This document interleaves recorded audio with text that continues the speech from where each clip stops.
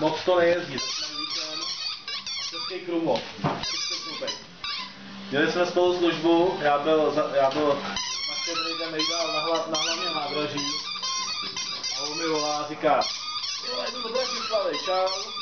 465 €, vrátíš se, já mezi tím tady jezdíme blázen nahoru dolů po pár stopách. A vidím jak nakládá, ale mu píšu, říkám, kam jdeš, já jdu zase zřejmě, no. Karlovy za 150, říkám.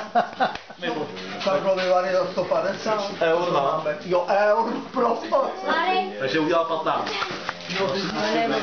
Pomalu. Jenom jí hladne. Lara pomáhá. Hodně. Pomalu. Ty dlouhý štreky jsou dobrý. No, jak kdy. Já bych samozřejmě z těch domů prostě, mě by to nebavilo tam naloží Karlovy, ještě se vejska, a nejdu unavený. No, protože druhý den třeba má tak to se vyjde. Tam jdeš, nikam nechod.